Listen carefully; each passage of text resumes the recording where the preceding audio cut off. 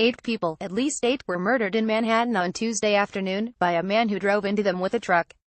Many more were injured. When I left my office, about a mile north of the attack, I could see the Freedom Tower, glowing pink in the fading light.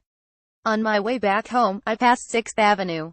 It was lined with barriers, erected that morning to prepare for the Halloween parade. The barriers were manned by police officers, who were there because of the parade. Not because of the 8 murdered people, or not directly. Kids in costume dragged parents by the hand up the sidewalk, and vice versa. A small boy's plastic Spider-Man mask slipped off his head and fell to the sidewalk. I stopped to pick it up, but the boy's father beat me to it. Still, he thanked me. On the downtown F train, on my way back to Brooklyn, my car was crowded as ever by New Yorkers from a broad spectrum of backgrounds. I stood next to a couple, middle-aged, dressed as Medusa and Hermes.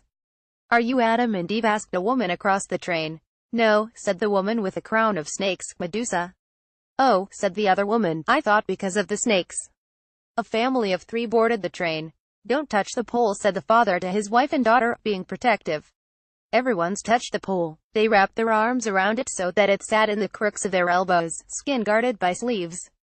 After West 4th Street, the train turned east. We did not pass under the place where the 8 people were murdered.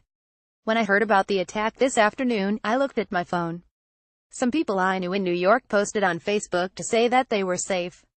Safe and sad, they wrote, one after the other. Many others did not. I did not feel obligated. I texted my family, who live far away, and don't know the geography of the city. I didn't text my husband and local friends, who I knew would not have been in that place, at that time. In Brooklyn, across the bridge from Manhattan, I came out of the subway. There were more people in costume. A woman with pink and blue braids and a unicorn horn asked me for directions. 2 families with small children, strangers to each other, discussed the best block for trick-or-treating. A grandmother waited on a corner with her costumed grandchildren. She leaned on a walker and smiled as they shrieked.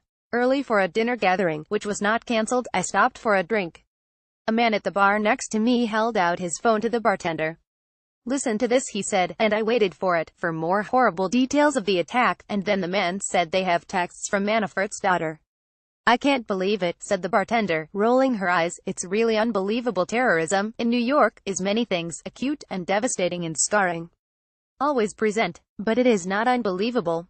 This was a cowardly act of terror," the mayor, Bill de Blasio, tweeted, soon after the attack. "It was intended to break our spirit. But New Yorkers are resilient. We will be undeterred." This was true. New Yorkers went on with their lives tonight, in one way or another. Jean Hannah Edelstein is a writer based in New York City.